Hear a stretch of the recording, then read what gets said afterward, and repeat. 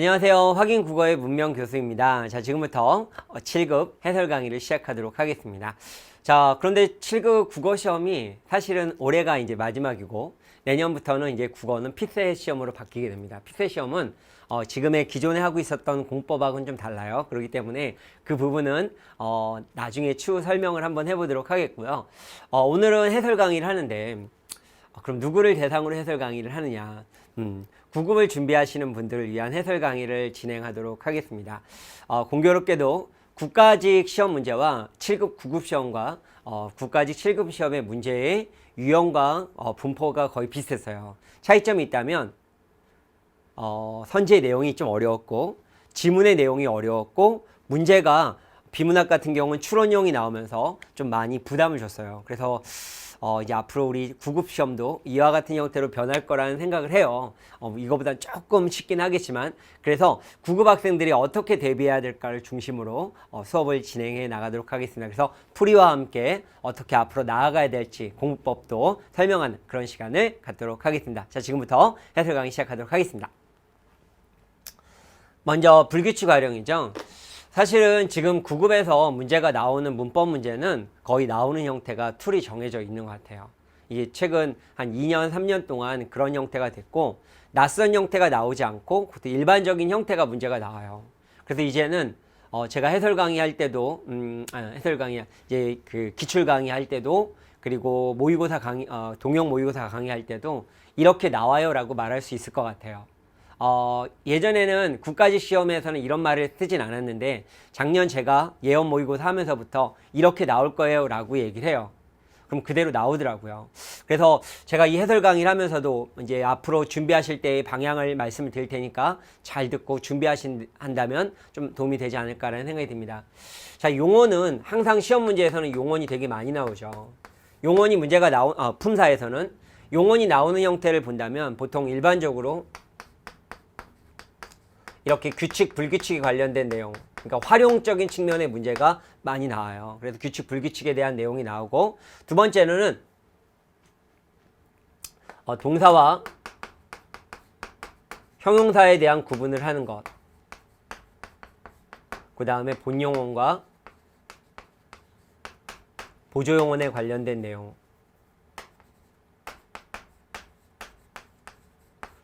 하나는 전성어미가 붙은 용언과 접사가 붙은 파생명사. 결국 용언은 여기에서 변형의 형태가 나올 거고 여기에서 조금 더 폭넓게 공부한다면 활용적인 측면에 대한 내용의 문제가 나와요. 그래서 품사 같은 경우는 얘가 제일 많이 나오고 저도 이제 학원에서 얘기할 수 있는데 이제 9급 같은 경우는 이 문제 형태에서의 변형이 나온다라고 저는 말을 해요. 그렇게 나올 거고요. 자, 그러면 지금부터 이 부분을 보면 여기는 규칙 불규칙에 대한 내용이잖아요. 규칙 불규칙은 일단은 예공님이 머릿속에 딱 외워져 있어야 돼요. 규칙과 불규칙이라는 말이 딱 나왔을 때 분류가 딱 돼 있어야 되겠죠.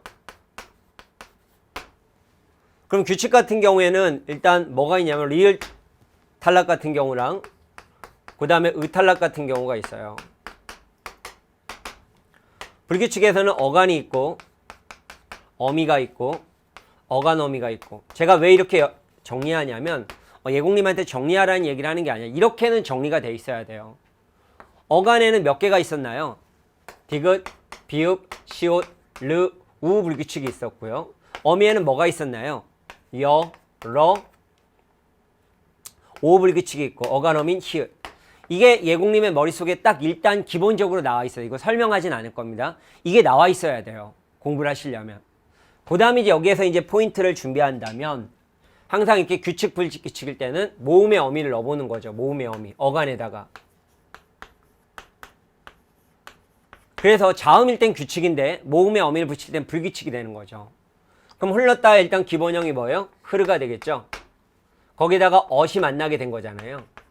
그래서 리을이 의가 없어지고 리을이 생겼다 해서 이렇게 흘렀다가 되는 거니까 어간이 불규칙이 된 그런 경우가 되겠고 항상 용어는 무조건 기본형을 만들어야 돼요. 파랏. 벌써 여기서 파랏이 바뀌었잖아요. 그럼 불규칙이 되는 거고 이르러서야 기본형이 뭐죠? 이르다. 모음의 어미 뭐죠? 그럼 어가 뭐가 됐어요? 러가 되면서 어미 불규칙이 되겠고. 잠가야 기본형이 뭐죠? 잠그다. 잠그 플러스 아야가 된 거죠. 모음의 어미를 만났는데 의 같은 경우는 어떻게 된다? 탈락이 된다. 물론 이런 문제가 딱 머릿속에 있다면, 그리고 이거는 기출에 많이 나왔던 예문의 용어들이죠. 그렇기 때문에 답은 바로 4번을 보입니다. 그래서 우리는 이제 앞으로 우리 시험은 시간 싸움이에요. 그래서 문법 같은 경우는 생각하지 않고 답이 딱 나와야 돼요. 그래서 비문학의 시간을 많이 할애해야지 결국 시간 분배를 제대로 할 수 있게 되는 거죠. 그래서 문법은 공부할 때 가장 중요한 건 분류입니다.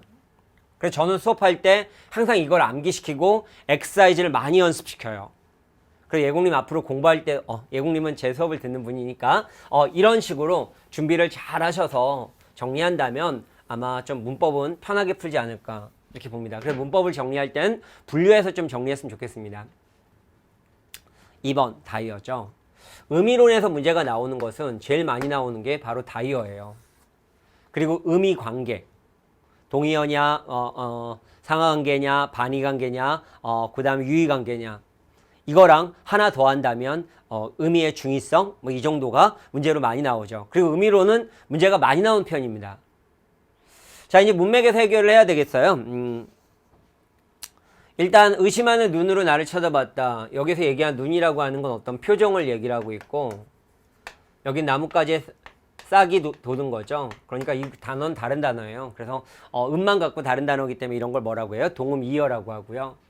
자, 여기서 글씨를 잘 쓴다라고 하는 건 글씨를 쓰는 거죠. 글씨를 쓴다. 서예에 해당하는 내용이 되겠고, 존댓말을 이용하는 거니까 이것도 다른 거죠. 그래서 여기서는 보통 어디에서 많이 나왔었죠? 이것은 훈민정음 같은 경우에 많이 나왔던 그런 내용이 되겠고, 자, 그 다음에 어머니가 아끼시던 화초가 죽었다. 이건 생명을 잃게 된 건 거겠고, 요즘 많이 죽었다. 그 기세가 사라지게 되는, 사라지다의 의미를 갖고 있는 거니까 이 같은 경우에는 같은 단어 다이어가 되겠죠. 그래서 정답은 3번이 되겠고, 폭풍아 친다 라고 하는 것을 본다면 뭔가 내리는 뭐 그런 내용이 되겠고, 여기서 가지를 친다라는 건 자르는 그런 개념이니까 이거 완전히 다른 단어가 되겠죠. 그래서 정답은 3번이 되겠습니다. 그래서 이 의미론 같은 경우는 이제 앞으로 준비하실 때 꼭 봐야 될 것은 다이어 관계에 대한 내용과 동의의 관계 제일 많이 나오는 형태고요. 하나 더 한다면 의미 관계, 유의어냐 반의어냐 상하관계냐. 하나 더 한다면 의미의 중의성, 하나 더 한다면 잉여적 표현, 뭐 이런 정도의 측면에서 문제가 나오는데, 그래도 문제는 많이 나오는 편입니다. 자, 공감적 대화죠. 이게 이제 2015 교육과정이 개편이 되면서 이게 이제 모든 교과서에 다 들어가게 돼요. 고등학교 교과서에. 그렇기 때문에 좀 많이 나오긴 해요. 그래서 공감적 대화나 뭐 협력의 원리나 협력의 원리, 뭐 공존성의 원리, 뭐 이런 것들이 문제가 나오죠. 이론을 좀 공부하고 계시면 좀 편하고요. 이론을 모른다고 하더라도 그렇게 걱정할 필요는 없는 게 다 조건을 주고 있어요. 제가 이제 문제를 풀었다라는 전제하에 가는 거니까. 자, 상호 교섭의 행위이다. 공감적 대화를 하기 위해서는 상대방이 무엇을 생각하고 느끼고 필요로 하는지에 대해 귀결을 들을 수 있어야 한다. 진정한 공감은 이제 이거 얘기하는 거죠. 상대방의 잘못을 지적하거나 해결책을 제시하거나 조언을 해주는 것이 아니라, 그럼 아니면 뭐예요? 이거죠. 상대방의 경험을 존중하고 이해해준다. 자, 문제를 풀 때는 항상 물음의 의미를 딱 잡아놓고 그거에 해당하는 내용이야 아니야, 이 기본이에요. 화법과 작문은. 자, 일단 볼게요. 상대방의 경험을 존중한다. 요즘 집대 여기 떨어지는 것 같아. 이걸 존중하면 돼요. 요즘 날씨 때문에 그렇지. 내가 중요하다고 생각하는 시기에 집중력이 떨어진다니 속이 상하겠구나. 그러면 경험에 대해서 뭐 하고 있는 거야? 이해해 주는 거죠. 답은 1번이 되겠네요. 불안한 마음이 들어. 안정감을 가져봐. 경험에 대한 인정 아니에요. 네. 지치는 것 같아. 지치면 공부를 하기가 더 힘들어지지. 고민만 하지 말고 좋은 방법. 이거에 대해서 이해하는 게 아니죠. 새로운 의견을 제시한 거고요. 이번에 좋은 결과 나오지 않을 것 같아. 얼마나 중요한 시기인데 그런 얘기를 하니 이 사람에 대해 공감하는 형태가 아니죠. 그래서 정답은 1번이 됐다. 그래서 이런 문제 같은 경우는요, 잘 나와요. 그러니까 이게 지금 7급이나 9급이나 문제가 나오는 폼에서 거의 동일했어요. 근데 작년에도 그랬고, 그래서 작년에는 조금 쉬었고, 재작년에도 그랬고, 이제 지금 나온 틀이 있어요. 그래서 지금은 어디에다가 비중을 많이 두고 있냐면 비문학에 비중을 많이 두고 있어요. 그래서 제가 요새 국어의 공부의 패러다임이 바뀌어야 된다는 얘기를 하는 이유가 이제는 빠르고 정확하게 풀 수 있는 힘이에요. 그래도 예전에 국어 능력이 있는 분들은 문법만 정리 잘 하시고 비문학에 대한 문제 패턴들만 좀 잘 익히시면 시험이 그렇게 국어는 어렵진 않을 것 같아요. 근데 언어 능력이 조금 없었던 분들 있죠. 그분들은 연습을 좀 많이 해야 돼요. 근데 수능처럼 그렇게 막 어려운 게 아니긴 하지만 연습을 많이 해야지 시간 분배가 편안해져서 점수가 잘 나오게 되는 거예요. 그래서 이제 앞으로 좀 준비하시는 분들은 비문학에 좀 신경을 많이 쓰시고, 그 다음에 저는 이제 제가 수업을 하면서 문법이나 뭐 기타 등등 나올 거에 대한 것은 명확하게 제가 제시할 거고 명확하게 설명을 할 거예요. 그리고 이렇게만 해라라고 반복적으로 훈련시킬 거고요. 요새 이런 문제들이 반영이 되고 있어요. 이유는 뭐냐면 지금 이제 문제가 나오는 게 인사혁신처에서 나오잖아요. 작년 2019에서는 평가원에서 문제를 냈고요. 평가원은 수능을 만드는 문제를 만드는 곳입니다. 근데 인사혁신처에도요, 요번에 평가원에서 출제했던 분이 들어갔다고 해요. 그래서 지금 문제를 풀어보면 완전히 지금 수능형으로 변했어요. 문제가 7급은 더 그래요. 나중에 보면 제가 설명을 하겠지만, 그래서 이제는 지금 시점에 맞는 공부를 조금 하시는 게 필요하다. 그래서 이제 형태가 있어요. 이제 그거를 좀 잘 준비하시면 됩니다. 오늘 그걸 좀 잘 들어보세요. 네, 자, 넘어갑니다. 자, 글의 전개 순서. 이거는 우리가 워낙 많이 알고 있는 내용이잖아요. 그리고 이거는 연습을 많이 해야 되고요. 아마 이건 좀 문제가 좀 수월하긴 했어요. 이거의 문제 푸는 가장 기본적인 방법은 선지부터 확인하고요. 그 다음에 두 번째 하는 게 뭐죠? 네, 그쵸. 두 번째는 지시어나 접속사 활용하고요. 세 번째는 화제어. 그럼 이 내용을 딱 봤을 때 나나 다다가 있으니까 나부터 먼저 봐야죠. 다른 거 볼 필요 없잖아요. 나부터 보면. 인간의 소통 방식 중 가장 오래되고 직접적인 것은 면대면 소통 방식. 면대면이네요. 네. 그럼 라로 가볼까요? 라로 가야 되겠네요. 네. 라. 면대면 소통. 그럼 면대면이라는 게 아니니까 면대면 소통이 나왔는데, 소통에 참여하는 사람들이 같은 시간과 공간에 존재하면서 음성, 몸짓, 표정 등을 통해 의미를 주고받는 방식으로 이루어진다. 자, 그 다음에 볼까요? 그럼 이제 가부터 가볼게요. 그럼 이처럼 면대면 소통에는 시간과 공간의 그럼 여기에서 시간과 공간이라는 화제어가 있고 시간과 공간의 제약이 따른다. 네, 그 다음에 다가 남았잖아요. 그러나 점차 매체가 발달함에 따라서, 그러나면 플러스니까 여기서 마이너스, 시간과 공간의 제약이 뭐 조금 더 나아졌다는 거겠죠. 벗어나 됐습니다. 그럼 딱 나왔네요. 네. 제일 먼저 시작해야 될 건 뭐예요? 나, 그 다음에 라, 가, 다. 나, 라, 가, 다. 1번이 되겠네요. 그래서 이거는 요런 형태로 보시면 좋을 것 같고요. 요게 문제가 어렵게 나올 때가 있고 쉽게 나올 때가 있어요. 그래서 이거는 틀리기 좋은 문제긴 해요. 지문이 길어지거나 내용이 어렵고 좀 부담스러운 게 나올 수 있기 때문에. 그래서 이거는 정말 엑사이즈를 많이 풀면서 틀렸던 거 잘 체크해 놓고 내가 이 패턴을 활용하지 못한 원리들을 잘 찾아내는 그런 연습을 하셔야지만 됩니다. 이거는 어렵게 나올 수도 있고요. 어렵게 나왔다라는 거 틀렸다라는 게 아니라 시간이 많이 걸릴 수 있다는 거예요. 그래서 그런 측면에서 보셨으면 좋겠습니다. 다음. 7급은 좀 어려웠던 게 뭐 때문에 어려웠었냐면 한문 때문에 어려웠었거든요. 근데 이제 한문이 뭐 작년에도 안 나왔고 한문은 이제 지금 안 나오고 있어요. 뭐 이제 시험도 없어지긴 하지만 그래도 한문은 이제 그렇게 의미가 없어졌어요. 네. 자, 한자만 보면 될 것 같습니다. 그러면 지금 여기에서 얘기하고 있는 것을 본다면 의미가 딱 나왔어요. 여기 보면 땅이 두터우니. 그러면 여기서 얘기한 땅이 두터우니라고 했다면 해석을 해야 될 게 이 자리가 풀이 나왔잖아요. 그러니까 여기에서 풀과 나무가 살고 있는 거예요. 풀과 나무가 살고 있는 거니까. 그러니까 여기서 땅이 두터웠다라고 하는 땅이라는 건 땅지자가 들어가야 될 것 같네요. 그럼 땅지가 들어갔고요. 그 다음에 여기에서 얘기하고 있는 것을 보면 두터후. 그러니까 여기에서 얘기하고 있는 것을 보면 지우. 얘가 들어갔네요. 그럼 얘하고 해당하는 내용이 뭐가 있을까요? 지후. 얘기하고 있는 것을 본다면 이걸로 돼 있나? 답이 그럼 나온 거예요 벌써? 얘 아니면 얘뿐이 없네요. 벌써 답이 나왔네요. 네, 됐죠. 그 다음에 얘기하고 있는 것을 본다면 여름, 여름이 이르다. 여름이 이르니 나무잎이 푸르다. 나무잎이라고 하면 나무에 대한 나무에 대한 내용이 다 수나 목이 나와야 되겠고, 그 다음에 잎이 나오는 거니까 여기 낙엽을 나타내는 잎이 나와야 되는 거잖아요. 그럼 여기서 얘기하고 있는 것을 본다면, 그쵸.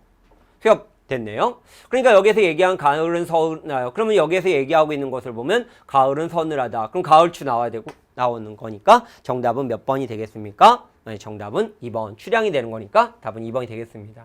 그러니까 이게 그렇게 한자도 어렵진 않았어요.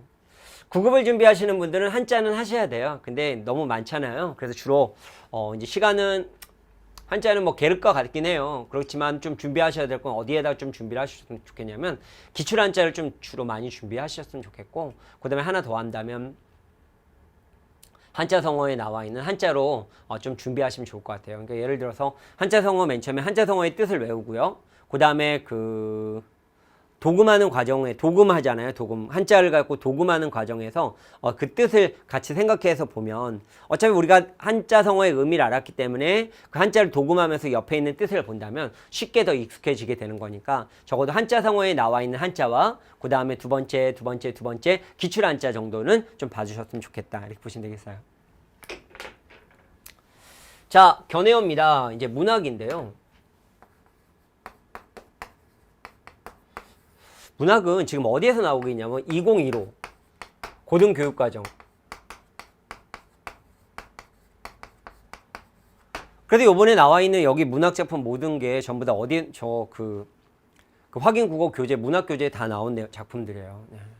그러면 왜 제가 이렇게 적중을 잘할까요? 아니 제가 뭐 잘하는 게 아니라 지침이에요. 고등교육과정 반영하는 거. 그래서 지금 최근에 좀 나오는 형태를 보면 하나는 고등교과서 한 작품 정도는 고등교과서 작품이 아니고 나머지는 대부분 고등교과 과정의 작품들이더라고요. 그러니까 2015년도 고등교육과정에 나와 있는 문학교과서에 나와 있는 작품들을 좀 학습해 주시면 좋은 것 같아요. 그래서 저는 작년에 다 개편을 했거든요. 2015 과정으로. 그래서 좀 사상을 담고 있는 거나 좀 이런 작품성이 좀 문제로 내기 좀 부담스러운 것들은 다 빼고 해서 작품을 좀 반영을 해놨어요. 그래서 그렇게 준비하다 보니까 뭐 이런 것들은 그냥 읽지 않고도 답이 나오는 그런 경우가 됐습니다. 뭐 나온다고 해도 그렇게 어려울 건 없고요. 자, 견해어라고 하는 것을 보면 마음을 달래는 노래죠. 예, 윤선도가 되겠고요. 뭐 귀한 가수 쓴 거예요. 한번 볼게요. 슬프나 즐거우나 옳다하나 그르다하나 내 몸에 할 일만 닦고 닦을 뿐이언정. 결국 내 마음에 딱 옳다 그러다는 내 몸에 할 일만 닦고 닦는다. 뭐만? 내 몸에 할 일만. 그쵸? 그 밖에 연함은 일이야. 분별할 줄 있어. 분별할 필요가 없다. 그 밖에 있는 것은 내 몸에 할 일 외에는 다른 건 없다. 뭐 이런 거죠. 내일 망령된 줄 하여 뭐를 쓰냐? 안다. 그럼 내일이라는 건 뭐야? 내가 할 일. 이 마음 어리석은 거 님을 위한 탓이다. 이 마음이 뭐예요? 내 몸에 할 일. 님을 위한 탓이다. 아무개가 아무리 말해도 간신이라고 봐야 되겠죠? 이미여 내 마음을 헤아려 주세요. 뭐 이런 얘기고요. 추동 진호루 밖에 울어 흐르는 저 시내야. 뭐가 흘러요? 시내가. 무엇하리라고 밤낮에 흐르느냐? 뭐가? 시내가. 님은 향한 내 뜻을 쫓아 그칠 줄을 모른다. 뭐 이런 얘기를 하고 있으니까 뭐 결국 내 마음과 동일하다. 뭐 이런 형태가 되겠죠. 감정이입 들어간 거고요. 산은 길고 길고 물은 멀고 멀고 어버이 그린 뜻은 많고 많고 하고 어디서 외기러기는 울고 가느니. 그래서 부모를 생각하면서 그리워하고 있는 내용이네요. 가에서 슬프든 즐겁든 자신이 할 일만 닦을 뿐이라는 것으로 뭐와 강직한. 괜찮죠? 자신의 잘못을 잘 안다고 한 것으로 뭐와 타인을 원망하기보다는 화자 스스로의 잘못을 뉘우친다. 아니죠. 네. 님을 위한 탓이롤세. 그래서 이거는 뭐 답은 2번하고 넘어갈게요. 나머지 그냥 넘어가면 되겠습니다. 그래서 고전 시간은 좀 공부를 하셔야 돼요. 네. 그런데 고전 시가 볼 때 가장 신경을 많이 써야 될 것은 일단 용언을 먼저 읽는 게 제일 중요해요. 자, 저 이거 연습 되게 많이 하거든요. 볼게요. 슬프나 즐거우나 옳다하나 그르다하나 내 몸에 할 일만 닦고 닦을 뿐이었는데 닦고 닦는다. 뭘? 내 몸에 할 일. 항상 용언을 통해서 누가, 왜, 무엇을, 누구에게 이걸 세팅하는 연습만 잘하세요. 그러면 고전 시간은 밑도 끝도 없는 생략 없어요. 다 있어요. 자, 볼게요. 그 밖에 연함은 일이야. 분별할 줄 있으랴. 분별할 필요가 없다. 뭐 외에는? 그 밖의 일. 그가 뭐예요? 내 몸에 할 일 외에는 분별할 게 없다. 이런 거죠. 내일 망령된 줄 하여 내가 뭐를 쏘냐? 모르다. 몰라? 알아. 뭘? 내일. 내일이 뭔데? 망령된 줄. 그럼 내일이 뭐야? 앞에 내 몸에 할 일. 이 마음 어리석기도 님을 위한 탓이다. 님을 위한 탓이야. 뭐가? 이 마음 어리석은 거. 이 마음 어리석은 게 뭐야? 내 몸에 할 일. 아무리 아무개가 말해도 님이여 헤아려 주세요. 뭐 이런 거죠. 그러니까 항상 고전은 용언을 통해서 문장을 만드세요. 누가, 왜, 무엇을, 누구에게 이렇게 문장을 만드는 연습을 하면 고전 시간은 해석이 완벽하지 않아도 답은 나옵니다. 이거는 좀 많은 연습이 필요합니다. 용언을 통해서 누가, 왜. 네, 밑도 끝도 없는 생략은 절대 없습니다. 자, 그래서 답은 2번하고 넘어가겠고요. 자, 7번을 보겠습니다. 자연스러운 문장.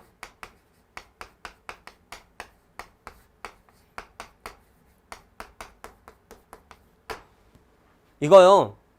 매일 나와요. 매번. 네. 이거는 이런 식으로 나오기도 하고요. 이게 바꿔서 나오기도 해요. 요게 이 본문에 들어가서 이걸로 찾는 문제도 나오죠. 그래서 거의 나오는 게 정해져 있지 않아요? 성분 호응, 성분 생략. 제일 많이 나오는 게 이거예요. 성분 호응과 성분 생략. 그 다음에 얘기하고 있는 것을 보면 외래어법. 그 다음에 얘기하고 있는 건 이중피동. 잉여적 표현. 성분홍에서 제일 많이 나온 거 뭐? 주어 서술어. 부사어 서술어. 생략될 때 가장 뭘 잘 봐야 돼? 접속사나 접속 연결 영어미. 이 앞뒤를 잘 보면 뭐가 빠질 때가 많죠. 자, 그럼 이건 뭐 주어와 서술어의 호응이에요. 뭐 요점은 딱 이런 거 나오면 요점은 뭐 한다는 것이다. 벌써 틀렸어요. 그러니까 이걸 많이 해본 사람은 요점은 뭐 한다는 것이다. 성분호응 안 됐네. 오케이, 딱 지워버리는 거죠. 이번은 성분어 서술어의 호응이 필요한 보호가 누락된 경우, 그러면 서술어 봐야 되죠. 되다 아니다 봐야 되겠죠. 되다 있어요? 되다. 나는 이 일의 적임자를 찾는 것보다 내가 직접 되다. 뭐가? 적임자가. 보고 보면 되는 거니까 성분 생략됐네요. 네. 서술어 딱 맞춰보고 가면 돼요. 어떻게 볼까요? 서술어와의 호응이 필요한 목적어가 누락된 경우. 그럼 용언을 딱 보세요. 겁이 많았던 나는 혼자 해외로 여행을 가는 것이 여행을 여기는 상관없어요. 못내 무서워 동행하였다. 동행하였다. 무서워서 동행하였다. 무서워 동행하였다. 동행하였다. 누구? 와. 그럼 누구 와니까 와는 무슨 격조사? 부사격조사. 생략된 건 목적어가 아니라 뭐예요? 부사어네요. 정답은 3번 이렇게 되는 거네요. 4번을 볼까요? 서술어와의 호응이 필요한 필수적 부사어가 누락된 경우. 자, 가볼게요. 우리와 함께 살아가는 동물은 사람을 경계하기도 하지만, 자, 그럼 여기에서 연결형 어미가 있어요. 경계하기도, 서술어 볼까요? 의지하기도 한다. 누구를? 우리와 함께 살아가는 동물은 사람을 경계하기도 하지만, 때때로, 누구에게, 사람에게 의지하기도 한다. 그럼 여기서 보면 부사어. 사람에게 의지하기도 한다. 괜찮죠? 네, 사람에게. 부사격 조사. 자, 그래서 정답은 몇 번? 3번이 됐다. 이렇게 보시면 되겠습니다. 그래서 이게 그냥 고쳐쓰기도 거의 정해져 있어요. 포맷이. 그러니까 이걸 연습만 많이 하면요. 이거 그냥 훅 보이는 거예요. 네, 이거 조건까지 줬으니까 더 어렵진 않았던 거고요. 그래서 이것도 진짜 많이 나와요. 네. 그러니까 이제 지금 문법 같은 경우는 나오는 거의 틀이 있다니까. 예전에는 예외가 있어서 예외 때문에 그 좀 암기가 많았지만 지금은 예외가 많지 않아요. 하지만 만약에 대비해서 준비하긴 하는 거죠. 하지만 기본적으로 일단은 기본 나오는 폼에서 완전히 준비하고 마지막에 핵심 정리하면서 이제 총 정리할 때는 그 필요한 암기 내용 그때 암기하시면 되는 거예요. 그리고 제가 이거는 동영 모의고사 할 때 계속 이거 나와, 이렇게 나와요, 이렇게 나와요, 이렇게 나와요. 다 보여드릴 거예요. 그럼 그 포맷 나올 거고 우리가 꼭 반복적으로 숙제해야 될 건 이거예요. 이렇게 말해서 연습시켜드리면 그대로 연습하시면 돼요. 자, 황만근 이렇게 말했다. 자, 이것도 뭐 다 알고 있는 작품이잖아요. 혹시 모르는 분들은 좀 어려울 수도 있지만 이 문맥적인 문제는 앞뒤를 좀 잘 보면 되거든요. 후년에는 그 누구보다 지혜로웠다. 그는 누구에게 해를 끼치지 않았듯 지혜로운 수고로 가르침도 함부로 남기지 않았다. 왜? 해를 끼치지 않으려고. 후세에 그럴듯한 교훈을 남기만 유식하지 못할가 아니라 해를 끼치지 않으려고 해요. 앞에서 문맥상 딱 보니까 그러네요. 네. 스스로 땅의 자손을 자처하여 늘 부지런하고 근면하였다. 사람들이 빚만 남는 농사에 공연히 뼈를 상한다고 하였으나 개의치 않아였다. 그쵸? 사람들의 말 듣지 않고요. 자기는 그냥 부지런하게 했어요. 네, 그럼 답은 2번이네요. 네. 3번. 사람 사이에 어려움이 있으면 언제나 함께하였고 공에는 자신보다 남을 내서 뒷사람을 놀라게 하였다. 다른 사람을 높였다니까 겸손한 거죠. 그 앞에 문맥을 보니까 항상 함께한 거고요. 겸손한 거고. 앞에 볼까요? 농사를 지을 땅에서 억지로 빼앗지 않고 남으면 술을 빚어 가벼운 기운은 하늘에 바치고 무거운 기운은 땅에 돌려주었다. 그러므로 선생은 술로서 망한 것이 아니다. 그럼 긍정적인 게 나와죠. 술의 물감으로 인생을 그려나간 것이다. 뭐 술을 먹고 그 나름대로 낭만적으로 낙천적으로 살아간 것이다. 뭐 이런 긍정적인 메시지가 와야 되는데 지금 여기에서 얘기한 부정적인 내용이 왔으니까 답은 2번이 됐다. 이렇게 보시면 되겠습니다. 그래서 보통 이 문학 같은 경우는 아는 작품, 이게 만약에 황만근이 이렇게 말했다에 대한 작품을 좀 알고 있다면 이게 좀 편해요. 황만근은 반푼이잖아요. 반푼인데 사람들이 막 놀려요. 하지만 이 사람 부지런하게 검소하게 일을 하는데 나 농민 걸기대회에 참여하자 그래갖고 따라갔는데 다른 사람 경운기 갖고 가라 근데 아무도 경운기 갖고 오지 않고 이 만근이만 경운기 갖고 가다가 결국 오다가 결국 떨어져 죽게 돼요. 그러면서 여기서 황만근이 죽다 보니까 결국 이제 빈자리가 커졌고 뭐 이를 지지했던 민 씨가 있는데 막 항의하는 과정 속에 그 마을의 문제점들이 밝혀지고 막 이런 얘기를 하는 거예요. 그러면서 여기 황만근을 예찬한 형태로 마무리 짓는 거잖아요. 줄거리 알고 내용 알고 있는 분이 이렇게 문맥의 관계를 따진다면 이건 되게 편하게 시간이 얼마 안 걸리는 건데 모르는 분들이 이런 거 봤다면 시간은 걸릴 수 있는 거죠. 그래서 일단 2015 교육과정에 나와 있는 문학작품의 적어도 줄거리랑 인물 관계도 정도까지는 학습하셔야지 내용을 좀 편하게 볼 수 있다라고 보는 거예요. 어차피 우리는 틀리는 뿐만이 아니라 어떻게 하면 시간을 단축시켜서 빨리 풀 것인가. 그래서 국어에서 좀 편하게 풀고 다른 거에다 시간을 좀 많이 할애해야지. 그리고 점수 잘 나오는 거니까. 이렇게 보시면서 준비하셨으면 좋겠습니다. 다음. 자, 이제 여기 한 템포 좀 쉬우고 칠판 지우고 나서 이제 비문학으로 한번 가보는데 비문학은요, 이제 좀 준비를 잘해야 돼요. 칠판 지우고 가겠습니다.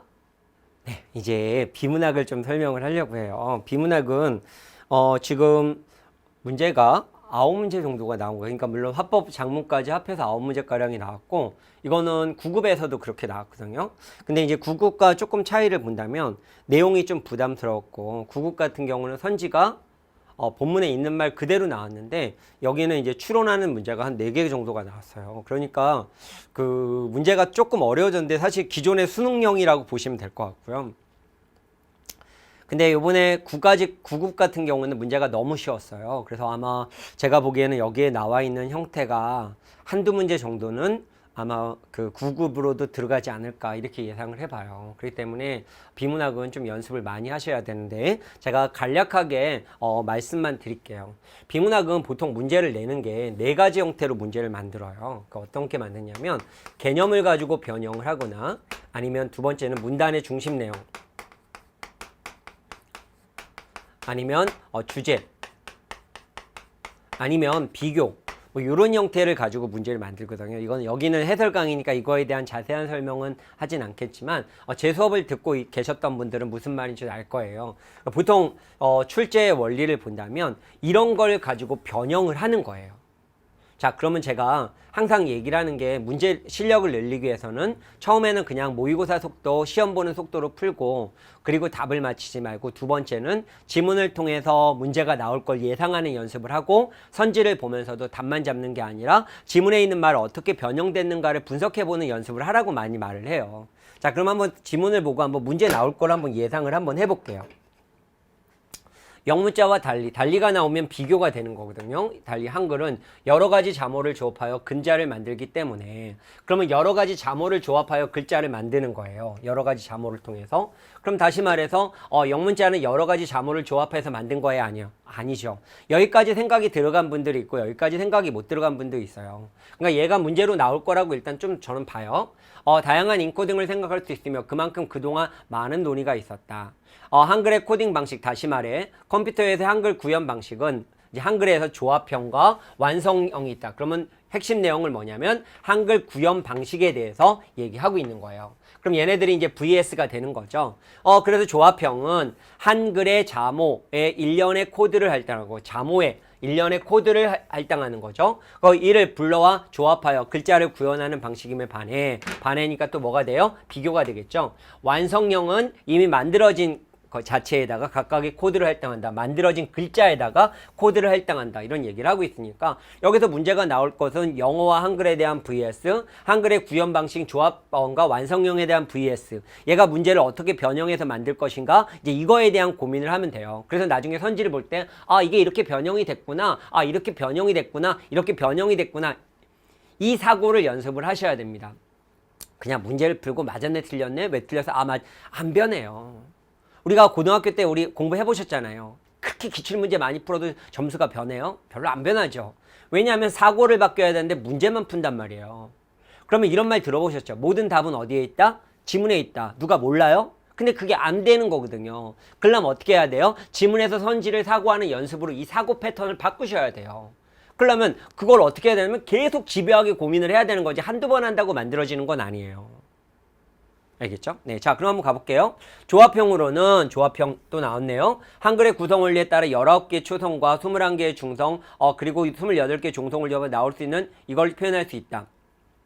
초기 완성형에는 또 초기 완성형이니까 VS가 있는 거예요. 초기 완성형에는 결국 실제로 우리가 주로 사용하는 2350개를 글자만을 코드에 반영해 사용했기 때문에 자주 사용하지 못한 똥행, 획, 백 이런 거 같은 글자를 쓸 수 없었다.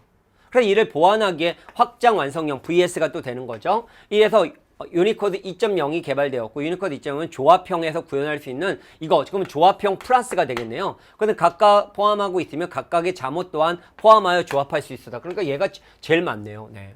그러니까 지금 여기에서 얘기하고 있는 걸 보면 VS가 조합, 초기, 완성, 그 다음에 얘기하고 있는 확장 완성.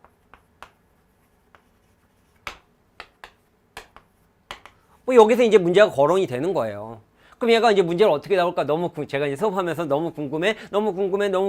계속 이런 연습을 하라고 했잖아요. 그리고 이제 선지를 가보는 거예요. 문제를 한번 보자고요. 자, 그러면 똠, 헷, 백과 같은 글자를 쓰려면 조합형 방식을 사용할 수밖에 없었군. 벌써 틀렸네요. 그러니까 문제를 만드는 거 보세요. 그래서 항상 주어부 서술을 장난이 치는 거거든요. 그러면 여기에서 얘기한 옛날 우리 구급 같은 경우는요 그냥 찾기 문제였는데 얘는 생각을 하는 문제예요. 쓰려면 조합형 방식을 사용할 수밖에 없게끔. 그러면 조합형 방식만을 사용할 수밖에. 그럼 조합형뿐이 안 되나요? 아니죠. 뭐라고 얘기했어요? 여기에는 이 조합형에서 구현할 수 있는 얘에다가 자모 또한 포함하여 조합할 수 있으니까 여기 확장 완성년도 되는 거 아니에요? 그러니까 답은 몇 번이에요? 1번이에요. 그럼 우리가 문제가 나올 걸 예상했잖아요. 딱 주어부 서술부 항상 끊어보는 거거든요. 그럼 여기에서 얘기하고 있는 조합형 방식 뭐야. 주어부는 얘가 나오고 서술부는 얘가 나오고 얘가 나와서 결합시키면 틀린 거잖아요. 이렇게 만드는 거예요. 네, 문제를 만드는. 그래서 출제 원리와 문제 만드는 원리를 계속 고민하는 연습을 하셔야 되는 거예요. 자, 그럼 2번 볼까요? 유니코드 2.0을 사용하면 그럼 얘네요, 얘. 그쵸? 조합형 방식을 사용해 만들 수 있는 글자를 모두 표현할 수 있다. 그쵸? 얘는 조합형에다가 플러스 뭐였었잖아요. 그러니까 결국 여기에서 얘기한 주어부 서술부를 보면 되는 거예요. 이건 맨 마지막 단락에 나와 있는 그런 내용입니다. 조합형에다가 플러스 얘가 된다고 얘기를 한 거니까. 한글과 달리 VS정 영문자를 인코딩할 때 완성형 방식의 한계에 대해 고민할 필요가 없겠군 얘기를 하고 있습니다. 그럼 여기에서 얘기하고 있는 것을 보면 영문자는 얘기를 하고 있어요. 영문자와 달리 한글이 여러 가지 자모를 조합하여 만들었다? 그럼 영문자는 여러 가지 자모를 조합한 게 아니네. 그러면 뭐만 돼? 뭐면 충분할 수 있어요? 여기에 나와 있는 것을 보면 초기 완성형으로도 충분해요. 그쵸? 여기에서 얘기한 조합형 아니어도 충분하잖아요. 그러니까 여기에서 얘기하고 있는 완성형 방식의 한계에 대해 고민할 필요가 없었어. 그치? 그 얘기예요. 그러니까 이게 추론이에요. 그러니까 다시 말해서 한글은 영문자와 달리 그럼 또 찾는 거예요. VS 있었잖아요. 우리 나올 거라고 예상을 했고. 그러면 한글은 영문자와 달리 자모를 조합하여 만들었다. 그러면 영문자는 자모를 조합한 게 아니라 뒤에 나와 있는 것처럼 뭐예요? 여기 이 완성형에 대한 이미 만들어진 글자에다 코드를 할당했다. 그러면 결국 조합형 아니어도 되고 완성형이면 돼. 뭐 이런 내용이네요. 그러니까 이런 식으로 만든 거니까 와 만약에 이것들이 한 번에 보인 분들은 제가 그러거든요. 일단 먼저 빨리 푸세요. 그리고 두 번째 풀면서 시간이 많이 걸렸던 거, 그 다음에 선지에서 내가 주저주했던 거, 그 이유를 생각해라. 두 번째 풀면서는 답 맞추기 전에 확인해서 분명히 만들어 놔라. 이런 얘기를 해요. 네. 이거 좀 훈련하는 방법 필요하니까 그렇게 예상할 수 있는 거죠. 그래서 여기 나온 답은 1번이 됐고 얘도 볼까요? 컴퓨터로 글자를 입력하기 전에 이미 컴퓨터에 있는 한글 자모나 글자 각자의 코드가 할당되어 있겠군 얘기를 하고 있습니다. 아까 할당한다고 얘기했잖아요. 여기에 얘기하고 있는 것을 보면 할당하고 이를 붙여 조합하여 얘기를 하고 있는 거죠. 이건 뭐 글자 그대로 나온 거고요. 그래서 이제 이런 식의 문제로 그냥 똑같은 글자가 아니라 선지가 길어지면서 말의 형태의 변형이 되기 때문에 지문에서 문제가 어떻게 나오고 선지가 어떻게 변형될 건가를 예상하는 게 되게 중요하다라고 얘기를 하는 거예요. 무슨 말인지 알겠죠? 네, 그래서 답은 1번이 되겠습니다. 그래서 비문학 잘하셨던 분 있잖아요. 고등학교 때 한 1, 2등급이었던 분들은 이런 포맷을 가지고 연습을 조금 하시면, 그러니까 제가 공부하는 방법을 소개하는 대로 연습을 좀만 하셔도 금방 돼요. 근데 좀 읽는데 시간이 많이 걸리거나 연습 안 하셨던 분들 있잖아요. 9급 준비하시는 분들 중에서 그런 분들은 많이 연습하셔야 돼요. 그래도 이렇게까지 계속 어려운 문제가 쭉 나오진 않기 때문에 시간에 그렇게 어려움은 없어요. 그리고 문법 같은 경우 빨리 해서 훅 잡고 여기에도 조금 더 시간 할애하면 되거든요. 네. 자, 가봅시다. 다음 글에 대한 이해로 적절한 것을 찾아라는 내용입니다. 다음 글에 대한 이해. 이것도 역시 마찬가지예요. 한번 내용을 보자고요. 자유지상주의에 있어서 사회는 개인의 자유가 극대화될 때 정의롭다. 그럼 자유지상주의 얘기하고 있죠. 그래서 사회는 개인의 자유가 극대화될 때 정의롭다라고 얘기를 해요. 그러면 여기에서 얘기하고 있는 지상주의의 어떤 지상주의에서 말하는 정의로움에 대한 얘기를 하는 거죠. 자유에 대한 지상주의가 입장을 명확하게 이해하기 위해서는 제약으로부터 자유와 프리덤과, 그럼 프리덤과 여기 제약으로부터 자유 그리고 프리덤과, 그럼 또 프리덤과 뭐에 대한 VS예요? 네, 얘기하고 있는 강제로부터 자유는 리버티. 그러면 여기에서 얘기하는 리버티에 대한 또 VS가 또 딱 나오는 거네요. 그쵸? 프리덤과 리버티가 동의어가 아니라는 것을 알아야 된다. 그럼 뭔데요? 프리덤은 강제를 비롯한 모든 제약의 전적인 부재라면, 그러면 강제를 비롯한 모든 제약 얘기를 하고 있는 거예요. 그러니까 여기에서 얘기하고 있는 프리덤이라고 하는 것은 강제 플러스 강제도 있고 제약의 전적인 부재, 제약도 있고,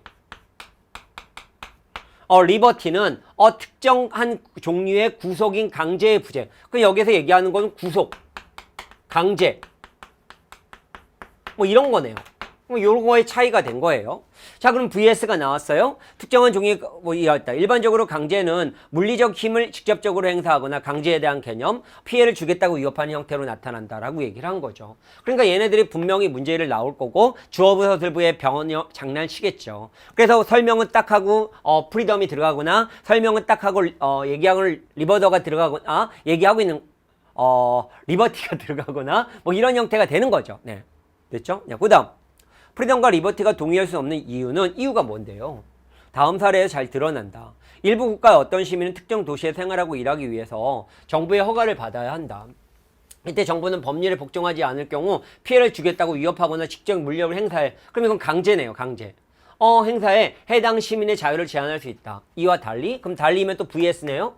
A국 시민은 거주지 이전에 허가가 필요 없어서 국가로부터 어떤 물리적 저지나 위협도 받지 않는다고 하자. 그렇다고 해서 모든 A국 시민이 원하는 곳에 실제로 이사갈 수 있는 것은 아니다. 일부 시민은 이사 갈 수 있을 만큼의 돈이 없거나 이사 가려는 곳에 원하는 직업을 갖지 못할 수도 있다. 결과적으로 이런 경우는 그들이 원하는 바를 충분히 실현할 자유가 제한되는 것이다. 따라서 어떤 개인이 누릴 수 있는 자유는 국가로부터의 강제와 무관하게 다른 많은 방식으로 제한될 수 있다라는 얘기를 하고 있어요. 그럼 이 말은 뭐예요? 그냥 제약이네요. 제약. A국은 제약에 대한 얘기죠. 강제는 아니네요. 그렇죠? 그럼 지금 여기에서 강제 vs 제약 뭐 이런 형태가 되는 거네요. 그렇죠? 얘네들도 문제가 나오겠네요. 네, 자, 그다음 자유지상주의자들이 자유를 극대화한다고 말할 때 이들이 두 가지 자유를 모두 극대화한다고 주장하는 건 아니다. 그럼 아니면 뭔데요? 네. 자유지상주의자들은 강제를 극소화하는 거, 다른 게 아니라 강제를 극소화하는 거, 특히 정부의 강제적인 간섭을 최소화하는 것에 자유에 초점을 맞춘다. 그럼 지금 여기에서 얘기하고 있는 자유지상주의자들은 강제만은 안 하면 된다. 뭐 이런 거네요. 됐나요? 네, 그럼 가볼까요? 자유지상주의자들은 제약으로부터 자유를 최대한 확보할 때 정의로운 사회가 된다고 주장하였다. 지금 여기서 얘기하고 있는 것을 보면 제약으로부터의 자유를 최대한 제약이 아니라 뭐죠? 제약이 아니라 강제입니다. 강제. 그럼 자신 없으면 제약으로부터의 자유를 한번 보세요. 제약으로부터 자유라고 하는 것을 보면 제약으로부터 자유가 나온 게 어디 있죠? 프리덤 이게 아니라 지금 여기서 보면 강제니까 리버티가 해당하는 거죠. 네, 그러니까 그런 식의 장난을 친 거예요. 네. A국 시민들은 다양한 법률이나 제도를 통해 국가로부터 거주지 이전에 관한 프리덤을 보장받고 있다. 해당하는 내용이 있습니다. 자, 그럼 여기에서 얘기하고 있는 것을 보면 다양한 법률이나 제도를 통해 국가로부터 프리덤이라고 하는 건 강제 제약이니까 제약에서 보장받고 있는 건 아니잖아요. 네, 그러니까 이것도 아니고요. 리버티에 대한 제한은 직접적인 물리적 힘보다는 피해를 주겠다는 위협을 통해 이루어지는 경우가 더 많다. 이 더 많다라는 얘기는 한 적이 없어요. 네. 개인의 행동에 대해 정보 허가가 필요하다면 결국 그 개인의 강제로부터 자유가 제한되는 것이라고 볼 수 있다. 그러면 정부가 허가가 필요하면 정부가 허가해야 돼요. 그럼 뭐 하는 거예요? 정부가 강제성을 두는 거잖아요. 그럼 강제로부터 자유 제한된다는 것이라고 볼 수 있다. 오케이. 답은 4번이 됐다. 그러니까 지금 여기에서도 문제가 나오는 걸 보면 결국 강제냐 제약이냐 프리덤이냐 리버티냐 뭐 이거에 대한 VS를 가지고 문제를 만드는 거예요. 그러니까 어떻게 문제 나올 것인가 예상하고 그 선지가 어떻게 만들어졌는가를 보는 거예요. 근데 이거를 답을 확인하고 보면 의미가 없어요. 내가 예상을 하고 딱 봤는데 이렇게 됐구나. 이런 사고가 되면 이게 익숙해지면 더 자신감이 생겨지고 나중에 읽자마자 보이고 어떻게 풀면 빨리 풀 것인가 보이는데 이게 한 방에 되는 건 아니에요. 꾸준히 하셔야 되는 거예요. 잘 하시는 분들은 그냥 되는 거고요. 네. 이런 것들은 능력이니까요. 다음 가보겠습니다. 이거는 그냥 설명 간단하게 할게요. 이런 빈칸 문제는요. 앞에 것만 잘 보면 돼요.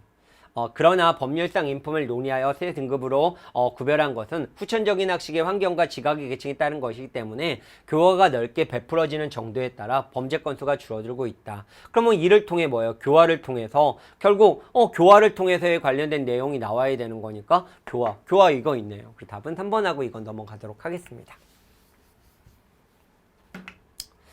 자, 그래서 이제 비문학 같은 경우에 제가 예국님에게 여러분에게 말씀을 드리고 싶은 것은 항상 문제를 풀 땐 2번에 걸쳐 푸세요. 일단 처음에 그냥 시험 보는 속도로 풀고 그리고 답 맞히지 말고 그 다음에 항상 문단 요약하고 그 다음에 문제가 나올 만한 개념 비교 어떻게 나올 것인가 예상해 보고 그리고 주제까지 정리한 다음에 선지 하나하나를 보면서 이건 시간이 많이 가도 상관없어요. 내가 예상했던 게 어떻게 변형됐고 내가 예상했던 게 어떻게 변형됐고 아까 빨리 풀었을 때는 이게 안 보였는데 지금 보니까 이렇게 변형됐구나 라는 것들을 인식을 계속하는 작업을 하시는 게 중요합니다. 알겠죠?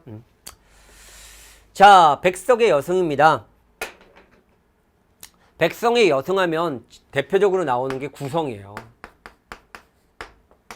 구성에서 본다면 이것은 1인칭 관찰자 시점이에요. 시점으로 따진다면. 그리고 역순행입니다. 그래서 제일 먼저 들어가는 게 2연, 3연, 4연, 1년의 순으로 되어 있는 그런 구조입니다. 그래서 항상 나오게 된다면 얘예요. 나올 게 몇 개 없어요. 네. 볼까요? 평안도 어느 적 금광이 있었고요. 나는 핏기 없는 여인이죠. 일단 여자입니다. 옥수수를 샀고요. 여인은 힘들어서 딸아이를 때리면서 가을밭 차게 울었다. 여기 나타나는 차게 울었다 공감각적 심상이 있죠. 울다라는 것을 차다고 표현했으니까 청각을 촉각화시킨 표현을 한 거죠.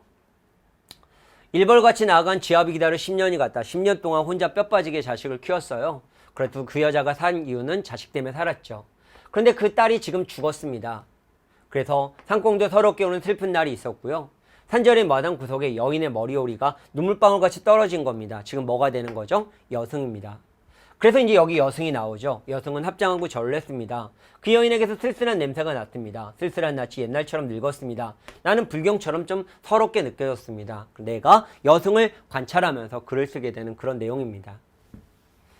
자, 그렇기 때문에 여기 문제도 그렇게 부담은 없었을 것 같아요. 이 토속적이라는 말은 어떤 말이냐면 이렇게 시골틱스러운 단어들 많이 나오면 토속이라고 보면 될 것 같고요. 어린 딸의 죽음을 우회적으로 표현했다. 도라지꽃이 좋아 돌무덤으로 갔다. 죽었다를 이렇게 예쁘게 표현했네요. 그러니까 오히려 더 슬프잖아요. 어린 딸은 죽었다. 이거보다는 어린 딸은 도라지꽃이 좋아 돌무덤으로 갔다. 이게 뭐 더 슬픈 느낌을 더 주기도 해요. 사건이 일어난 시간 순서가 아니죠. 답은 3번입니다. 공감각적 심상, 이건 나올 만한 거 아까 얘기하고 있었던 것을 보면 산꽁도 서럽게 울은 슬픈 날이 있었다. 산꽁이 울지 않죠? 네, 그러니까 여기에서 여자가 화자가 울을 수도 있고 여인이 울을 수도 있고 감정이 입된 거예요. 그래서 정답은 3번이 됐다. 이렇게 보시면 되겠습니다. 그래서 문학작품이 나오면 나올 만한 뻔한 내용이 나오는 거예요. 네. 그래서 좀 정리는 하셔야 됩니다. 이런 거 그냥 읽자마자 그냥 읽지도 않고 답 나오는 그런 형태 문제잖아요. 자, 이제 13번 문제를 보도록 하겠습니다. 자, 이제 여기 나와 있는 내용도 한번 내용을 보시면서 접근을 한번 해보겠는데요.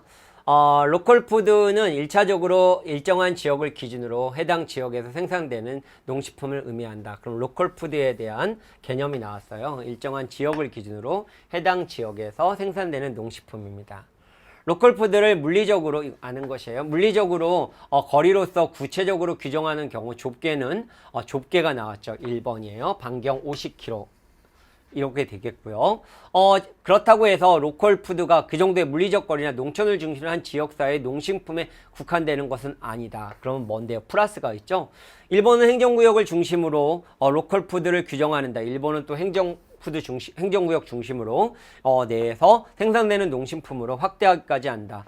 이는 정리하죠. 생산, 유통, 소비에 있어서 건강성, 신뢰성, 친환경성이 유지될 수 있는 거리를 고려한 것이다 라는 얘기를 하면서 로컬 푸드에 대한 어떤 개념을 얘기를 한 것 같아요. 자, 그럼 얘네들이 이제 결국 나올 만한 내용들은 지금 줄친 거죠. 자, 그 다음에 로컬 푸드가 일정한 거리 이내에 생산된 농식품을 의미하는 것이라면 면 얘기를 하고 있어요. 그럼 또 그러면 로컬 푸드 운동이죠. 친환경적이고 자립적이며 지속 가능한 먹거리 생산, 유통, 소비하게 되는 공동체 노력을 일컫는다라는 얘기를 하고 있습니다. 그쵸? 자, 그래서 농업의 해체와 식품 안정성의 위가 만드는 접점은 로컬 푸드 운동이 발화하는 배경이 된다. 그럼 배경에 대해서 또 얘기하고 있죠. 이런 망하는 걸 막기 위해서. 전통적인 농업은 또 VS예요. 전통적인 농업은 인구 감소, 농촌 경제 양세와 종자에서 식탁까지 지배하는 거대 자본의 위협을 받고 있다. 그래서 거대 자본의 위협을 받고 있죠. 농약의 과다 사용으로 인해 환경도 위기에 처하게 된다. 이러한 문제를 해결하기 위해서 친환경 먹거리 생산과 건강한 소비를 연결하고 나아가 지역 정체성을 강화하는 등 대안적인 공동체 운동으로 선순환시키라는 로컬 푸드 운동이 나타났다. 그 로컬 푸드 운동의 어떤 등장하게 된 배경이 되겠죠. 등장 배경. 그럼 여기서 또 이제 문제가 나올 만한 건 뭐예요? 전통적인 농업과 로컬 푸드 운동에 대한 VS가 될 수도 있는 그런 형태가 되겠죠. 그러니까 이게 딱 보면서 지문을 보면서 계속 문제 나올 걸 예상은. 그리고 우리는 단문이기 때문에 편해요. 네, 이렇게 되면. 자, 적절하지 않은 걸 찾는 겁니다. 1번 한번 볼게요. 로컬 푸드 범위는 경제적 요소를 고려하여 규정될 수 있다. 자, 여기에서 얘기하고 있는 것을 보면 범위는 경제적 요소를 고려해서 규정될 수 있다. 앞에 VS가 있었잖아요. 여기서는 이렇게 규정하기도 하고 그렇다고 해서 이걸 것이 아니라 농촌을 중요한 지역사회의 것은 아니고 행정구역을 중심으로 되면서 확대하기도 합니다. 그러니까 일정한 지역으로 기준으로 하고 있고 상황에 맞추는 거고 결국 건강, 신뢰, 친환경 하는 거니까 여기도 약간의 변형을 한 거예요. 경제적 요소를 고려하여 여러 가지 요소를 결합하여 규정될 수 있다. 그래서 규정에 해당하는 건 일문단에 나와 있는 거였잖아요. 약간 차이가 있는 거니까 이것도 괜찮죠. 이건 변형시킨 겁니다. 식품 안정성에 주목하는 로컬푸드 운동은 환경보호 운동으로 봐도 밀접한 관련이 있다. 환경이라는 거의 논지죠. 네, 그래서 공동체 운명, 친환경 뭐 이런 얘기니까 이건 주제에 관련된 내용이었고요. 지역적 정체성을 드러내는 하나의 전략으로 해당 지역의 산출의 로컬 푸드를 활용할 수 있다라는 얘기를 하고 있습니다. 지역적 정체성을 활용한다라고 얘기하는 걸 보면 여기에서 1차적 지역을 기준으로 해서 생산된다라고 얘기했으니까 그렇게 볼 수 있겠고요. 지역 농가에서 거대 자본에 의존하여 생산과 소비를 연결하는 시도는 로컬푸드 운동 이론. 여기에서 거대 자본에 의존하여 된다라는 것은 뭐예요? 전통적인 농업이죠. 전통적인 농업. 거대 자본 찾아볼까요? 네, 위협을 받고 있다. 결국 전통적인 농업이 거대 작업본을 중심으로 한 거잖아요. 그렇게 하는 것이 아니라 이러한 문제를 대응하기 위해서 친환경 먹거리가 돼야 된다라는 VS가 진행이 되는 거니까 정답은 4번이 됐다. 결국 주어부 서술부 장난이에요. 근데 예전의 문제는요, 그냥 똑같은 글자였는데 지금은 아니잖아요. 이런 식으로. 이제 7급, 9급도 이런 식으로 나오고 있는 거예요. 지문의 선지도 길고 선지도 똑같은 글자가 아니라 변형되고, 그러니까 지문을 통해서 예상하는 연습을 하셔야지 이런 것들이 점점 속도가 빨라지는 거예요. 자, 기억에 나타난 말하기 방식에 대한 설명으로 가장 적절한 건 규중치로 쟁론기가 되고 고전수필이 되겠습니다. 자, 여기서 앞에서부터 간단히 보면 이러므로 침선을 돕는 이유를 각각 명어를 정하여 벗을 삼을 때 바늘은 새우가 쭌쭌지 넘어갈게요. 그러다가 이제 이난왕자가 이르는 거예요. 그대 다투지 마. 그네네들은 나도 잠깐 내 공을 말하려고 해. 누가 얘기하고 있어요? 이난왕자가 얘기하죠. 네, 인두예요. 인두. 민읍이 새늪이 젓가락과 고우며 헌소리 나고 다니면 어찌 풀로 붙인 듯이 고우리요. 침대 용속한 제 들락날락 바르지 못한 것도 내 손바닥 한 번 씻으면 흔적이 감춰져. 새우 바늘아, 너의 공이 날로 와요. 광채가 나. 내가 아니면 광채가 나겠니? 지자랑하고 있는 거죠. 네. 자, 풍자적 표현을 통해 내면의 갈등 아니죠? 갈등이 계속 고조되고 있는 거고요. 각자 역할과 직분을 지켜야 한다고 충고하고 있다. 이게 주제긴 한데 여기랑은 상관없네요. 자신의 도움을 통해 상대방이 빛날 수 있음을 자랑하고 있다. 그럼 정답은 3번. 뭐 어렵진 않았습니다. 근데 이 작품만 알고 있던 분들은 해석도 필요 없잖아요. 툭 보고 그냥 답 나오는 거고. 작품 못 누르신 분들은 조금 부담스러운 거고. 근데 그게 어디에서 나온다고요? 2015 고등교육과정. 그래서 거기에 나와 있는 작품 정도는 잡아둬야지 좀 여기에서 시간을 단축시킬 수 있는 거죠. 그래서 좀 심적으로도 편안함을 느끼고요. 자, 넘어갑니다. 자, 가와나의 표현상의 특징을 이해한 것으로 적절하지 않은 것을 찾아보겠습니다. 자, 이거는 장문에 해당하는 내용이라고 보면 돼요. 장문에 해당하는 내용으로 장문이 바르게 됐는가 안 됐는가, 뭐 고쳐쓰기가 맞는가 틀리는가 뭐 이런 거예요. 문제 스타일은 약간 달랐어요. 원래 이 자리에 고쳐쓰기가 9급에서 나왔었거든요. 그래서 원래 자연스러운 문장 플러스 고쳐쓰기가 두 문제가 나오거나 아니면 보통 한 문제는 꼭 나오거든요. 자, 이건 바로 선지로 갈게요. 제압이라고 하는 건 주관이 들어간 거고요. 승리라고 하는 건 좀 객관적인 표현이라고 봐도 될 것 같아요. 그래서 나는 가보다 경기 결과를 객관적으로, 네, 이건 맞네요. 필승의 정신력으로 똘똘 뭉쳤고요. 수비치 중에 기습공격 작전이 적중하면서라는 말을 사용하는 것을 보아 가는 나보다 선수들의 의욕, 그쵸? 이건 뭐 이것만 봐도 되겠고요. 자, 가는 당초 열세가 예상됐던 나는 예상을 뒤엎고라는 말을 통해서 가와 나는 모두 경기 전에 한국팀의 실력이 북한팀의 실력보다 낮게 평가됐다. 그쵸? 낮게 평가된 거 맞죠? 3위에 입상했다. 동메달을 획득했다. 라는 말을 사용한 것으로 봐. 가와 나 모두 아쉬운 경기 결과. 아니죠. 문맥상 전체적으로 보면 아쉬운 결과가 아니죠. 그래서 정답은 잘했다 뭐 이런 얘기니까 4번이 되겠습니다. 뭐 이건 뭐 부담 없었을 겁니다. 자, 16번 문제. 지문이 좀 길죠? 네. 추론 문제. 계속 다 추론이에요. 이거는 전형적인 추론이에요. 거기 예문들이 나오잖아요. 한번 가볼게요. 21세기에 우리가 맞닥뜨린 도전은 나 자신을 위해 가장 좋은 것을 하고 싶은 욕망과 윤리적, 도덕적 기준에 맞춰 살아가는 태도 사이에서 균형을 잡는 일이다. 자, 그러면 21세기에 우리의 도전이에요. 도전이라고 하는 것은 욕망이라는 거와 거기에 윤리적 도덕적 기준에 대해서 균형을 맞추는 겁니다. 이게 이제 핵심 내용이죠. 그러니까 욕망과 그 다음에 얘기하고 있는 윤리 도덕적 기준,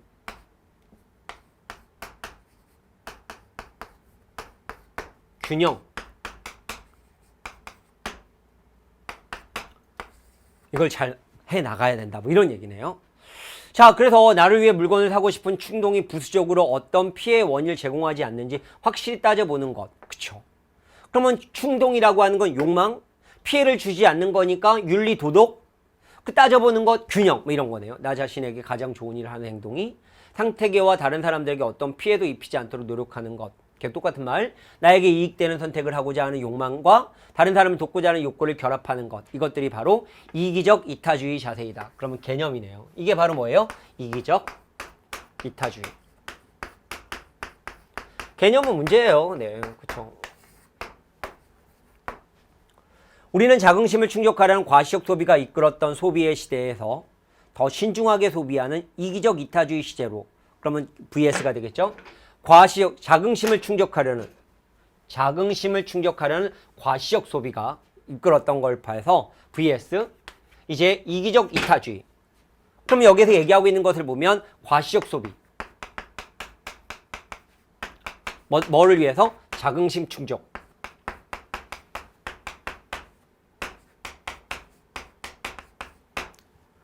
얘기하고 있는 거죠.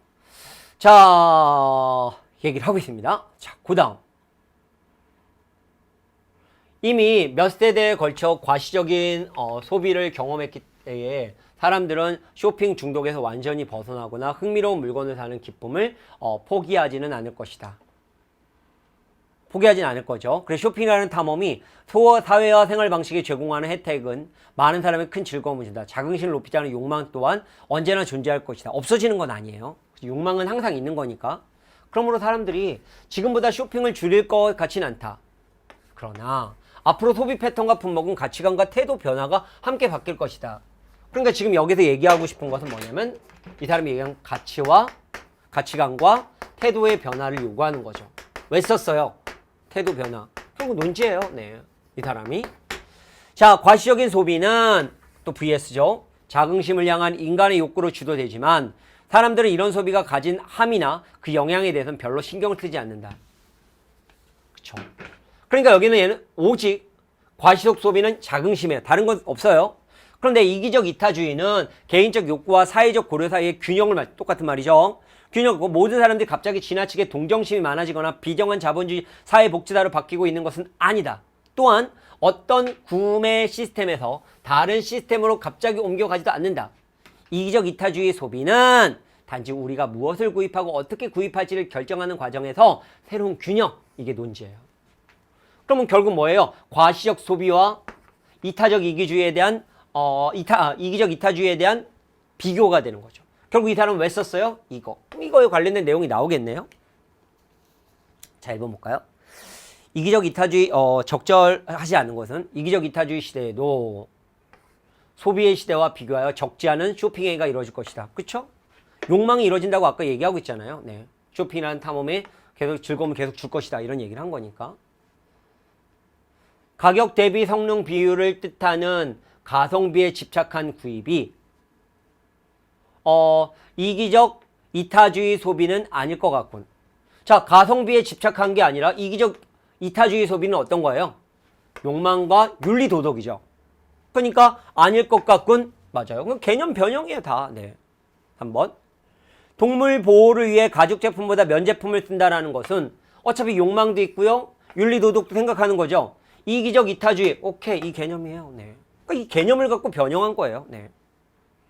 이기적 이타주의 소비에 있어서는 소비자의 필요보다 사회적 영향을 더 고려하여 물건을 구매할 것 같다. 그러면 사회적 경영, 과시, 자긍심 중 아니네요. 이것은 이기적 이타주의 소비라기보다는 뭐예요? 과시적 소비라고 봐야 되겠죠. 정답은 4번이 되겠습니다. 결국 VS, 주어부 서술부, 장난, 어떻게 장난? 개념 갖고 활용하는 것. 이게 바로바로 보인 예공님 잘하셨고요. 바로 안 보인 분들은 빨리 풀고 나서 두 번째 풀면서 답이 맞았다 하더라도 지문을 갖고 선지가 어떻게 변형되는가 하나하나 보는 작업이 필요하다라고 보는 거예요. 됐어요? 다음.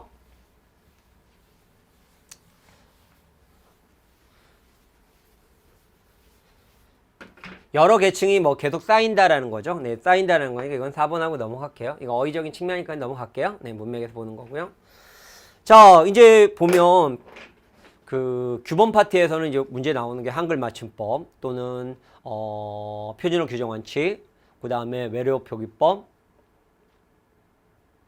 로마자 표기법, 그 다음에 자연스러운 문장, 뭐 이 정도가 나오는 거거든요. 지금 여기서 나오는 걸 보면 이제 한글 맞춤법의 준말에 해당하는 내용이잖아요. 그럼 우연치 않게 해서 치와 안이 만난 거니까 이렇게 만날 땐 이렇게 주는 거죠. 네. 변변한, 그럼 변변하다잖아요. 변변하의 어간에다 니은이 되겠고, 네. 칠칠치 못하게 라고 얘기하면 칠칠치 못하게 얘기하고 있는 거냐? 이건 맞는 말이죠. 네. 안절부절 못한다라는 말이죠. 안절부절 하느니 아니죠. 그러니까 정답은 4번이 되겠습니다. 규범은 공부는 하셔야 돼요. 네, 그 어떤 게 나올지 모르기 때문에 규범은 잘 알고 계셔야 됩니다. 그래서 그 대신 얘보다는 한글 맞춤법, 표준어 규정 원칙, 로마자 표기법, 표준 발음법 뺐군요. 표준 발음법, 외래어 표기법. 요 정도, 그리고 자연스러운 문장. 요 정도까지는 잘 알고 계셔야 돼요. 언어 예절 이런 경우랑. 자, 문법 나왔네요. 문장론에서 잘 나오는 게 뭐가 잘 나오냐면요. 문장론에서는 일단 문장 성분 잘 나오고요. 서술어 자릿수 있잖아요. 이런 부분이 잘 나오고, 제일 많이 나오는 건 사실 이렇게 종류예요. 종류 많이 나오고요. 그 다음에 나온 걸 본다면 이제 그 높임에 관련된 내용이 많이 나와요. 네. 물론 그 외에 뭐 시제, 뭐 피동사동 있지만 제일 많이 나오는 건 사실 여기까지라고 봐야 되겠죠. 얘 제일 많이 나와요. 네. 자, 지금 여기에서 얘기하고 있는 것을 본다면 동격 관형절과 관계 관형절에 대한 내용을 가지고 낸 거예요. 자, 사다. 생략된 성분이 있나 보는 거예요. 다 관형사형 전성어미가 있는 거잖아요. 네, 그러니까 뭐 여기에서는 전부 다 관형절이라고 하는 건 다 알고 있을 거예요. 뭐 그것까지는 설명 안 할게요. 자, 근데 얘가 조금 어려웠던 게 이게 9급에서는 이런 식으로 안 나오는데 7급은 이런 식으로 나온 거니까 한번 볼게요. 사다, 뭐를, 책을, 어디에서, 서점에서. 성분이 이렇게 생략되어 있다면 이건 관계관형절이에요. 자, 만나다, 누가, 제가, 누구를, 그분을. 그럼 제가 그분을 만난 거를 기억하는 거니까 얘는 동격이죠. 네, 답은 2번이죠. 흐르다, 이마에, 뭐가, 땀이. 생략된 성분 주어가 생략됐으니까 관계관형절이에요. 네. 축혀들다, 뭐를, 축혀들다, 무엇을, 횃불을, 누가, 사람들이. 주어가 생략됐죠. 그래 나머지는 관계관형절이 되겠고 2번만 동격관형절이 됐습니다. 그래서 답은 2번입니다. 이렇게 보시면 되겠고요. 마지막 얘가 오답률이 제일 높았던 문제인 것 같긴 하더라고요. 자, 그럼 이것도 한번 잘 보세요. 이게 이제 추론형인데 이런 게 원래 수능에서 많이 내던 스타일인데 우리 시험에서도 나왔어요. 보겠습니다. 공정하다는 말은 또 개념이에요. 여러 가지 맥락에 사용된다. 종종 어떤 법적 판단의 공정성을 묻기도 하고 법적 판단의 공정성. 그 다음에 스포츠 경기에서 심판의 판단의 공정성. 이건 예니까 안 쳐도 될 것 같은데요. 공정성이 성립되기 위해서는 적어도 두 가지 조건, 이제 조건이죠. 얘가 중요하겠네요. 네. 첫 번째, 판단의 결과가 가능한 결과들 중에 특별히 치우쳐서는 안 된다. 판단의 결과가 치우쳐서는 안 된다. 공평성. 그리고 공평성에 대한 개념이에요. 공평성 개념이 딱 나왔네요. 공평성에 대한 개념은 결국 뭐냐면 특별히 치우쳐서는 안 된다.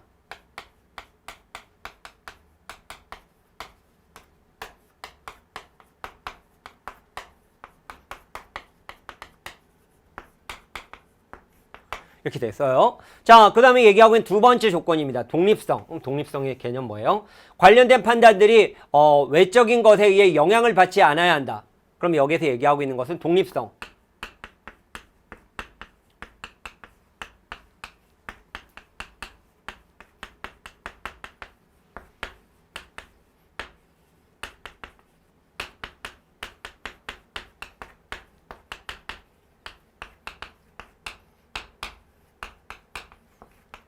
vs 공정성의 두 조건이 있습니다. 그럼 공정성의 두 조건, 공정성이니까 조건은 동전 전지 게임을 사례로 설명할 수 있다. 게임의 규칙은 동전을 던져 뒷면이 나온 사람이 승리하는 것이라고 해보자. 이 게임이 공평하다라는 것은 공평성에 대해 얘기하고요. 동전 던지기를 충분히 여러 번 진행됐을 때 가능한 결과, 즉 앞면과 뒷면이 나오는 횟수가 거의 같다라는 것을 말한다. 공평성이 성립하지 않는다면 이 게임이 공정성이 성립하지 않는다 하면서 동전에 대한 사례를 들었어요. 그러면 독립성이 공정성의 조건이 되는 이유는 뭘까? 독립성에 대한 얘기죠. 동전 던지기 게임이 독립적이라는 것을 동전 던지기 결과가 동전 자체가 가진 특성 이외의 특별한 장치에 의해 조작돼서는 안 된다. 만일 게임에 사용된 동전이 특별한 외부 장치에 조작되어서 앞면이 2번 나온 뒤에는 항상 뒷면이 나온다고 가정해보자. 2번 연속으로 앞면이 나온 뒤에 게임이 참여하고 그렇지 않은 경우에는 게임에 참여하지 않은 전략을 채택한 사람은 언제나 패배하지 않을 수 있다. 이와 같이 동전이 외부 장치에 의해 조작될 경우에는 항상 게임에서 패배하지 않을 수 있는 전략을 만들어낼 수 있다. 언제나 패배하지 않을 수 있는 전략을 만들어낼 수 있는 게임은 공정하지 않는 게임이다. 이런 점을 고려해 독립적이지 않은 것은 공정하지 않다고 할 수 있다. 그럼 2가지였어요. 자, VS에다가 개념이었습니다. 기억. 패배하지 않을 수 있는 전략을 만들어낼 수 없는 동전적인 게임은 독립적이다. 자, 그럼 지금 이 문제가 적절한 걸 찾는 거예요. 패배하지 않을 수 있는 전략을 만들어낼 수 없는 동전 던지기 게임은 독립적이다. 그러면 전략을 만들지 않는, 패배하지 않을 수 있는 전략을 만들어낼 수 없는 동전 던지기. 다시 없다를 빼봐요. 패하는 전략을 만들어내는 동전적인 게임은 독립적이다. 그러니까 결국 역시 마찬가지로 아무 개입하지 않는 것은 독립적이다. 외적인 영향을 받지 않는다는 얘기죠. 이 말은 맞아요. 와, 장난 엄청 쳤네요. 부정 딱 때려서. 앞면이 나온 바로 다음에는 반드시 뒷면이 나오고, 뒷면이 나온 바로 다음에는 반드시 앞면이 나온다. 그럼 공평해요? 공평하지 않아요? 그쵸? 특별히 치우치는 건 아니네요? 공평하네요? 근데 장치가 된 동전적인 게임은 공평하지 않다. 공평의 개념은 뭐예요? 다른 거 생각하지 마세요. 공평의 개념은 특별히 치우치면 안 된다. 그럼 한 번 나오고 한 번 나오는 거니까 공평해요? 공평하지 않아요? 공평해요. 그러니까 얘는 틀렸어요. 그쵸? 개념으로 접근하는 거예요. 네. 동전 자체의 무게중심이 한쪽으로 쏠려 있어. 앞면이 나올 확률과 뒷면이 나올 확률의 차이가 클 때. 공평하지 않다, 공정하지 않다. 공평성은 뭐예요? 그쵸? 치우치면 안 돼요. 근데 치우쳤네요? 그럼 공정하지 않다. 예, 맞아요. 그럼 기억 디귿이네요. 정답은 2번 되겠다. 이렇게 보시면 되겠습니다. 자, 여기까지 해서 정리를 해봤어요. 7급 준비하신 분들, 시험 보신 분들은 합격을 좀 기원합니다. 네. 그동안 정말 애쓰셨고요. 그런데 이제 앞으로 사실 뭐 7급 시험 보신 분이 이걸 볼 일은 거의 만무하다 보고요. 이제 9급 준비하시는 분들에게 말씀을 드리고 싶습니다. 준비 이제 이와 같은 포맷은 나와요. 이건 조금 문제도 어려웠고요. 근데 요번에 2020년은 뭐 코로나로 해서 시험이 좀 쉬웠던 편인 것 같아요. 쉬웠습니다. 근데 이거보다는 좀 어렵게 나오겠죠. 근데 지금 이제 능력평가 시험으로 가고 있는 거기 때문에 이제 비문학에 대한 것들을 그냥 간과해서는 안 됩니다. 빠르고 정확하게 독해하는 능력을 만드셔야 돼요. 제 강의를 듣고 계시는 분들은 개념 강의와 비문학 시간 단축 훈련 병행하고 있잖아요. 그 교재 여러 번 활용하셔도 좋아요. 그 방법을 몸에 익혀서 어떤 책을 갖고 어떻게 준비해서 상관없습니다. 그렇게 되면 빠르고 정확하게 푸는 데는 어려움이 없을 거라고 봐요. 그래서 지금 어떻게 접근하는지에 대해서 좀 잘 살펴봤으면 좋겠고요. 혹시 제 강의를 듣지 않는 분이 있다 하더라도요. 비문학 시간 단축 강좌 뭐 그냥 들어도 돼요. PPT로 진행을 하니까. 13강 정도 되어 있는 강의인데 그 강의 듣고 그 방법으로 활용해서 연습을 하신다면 속도는 엄청 빨라지실 거다. 이렇게 보시면 되겠습니다. 자, 오늘은 여기까지 해서 해설 강의 마무리 짓도록 하겠고요. 강좌에서 더 큰 에너지로 만났으면 좋겠고 7급 보신 분들 꼭 합격하기를 기원합니다. 그리고 9급 내년에 준비하실 분들은 올해 잘 마무리, 잘 연습 잘 하셔서 내년에 정말 좋은 결과가 나왔으면 좋겠습니다. 계속 좋은 자료와 좋은 강의로 여러분 만나 뵙도록 하겠습니다. 감사합니다.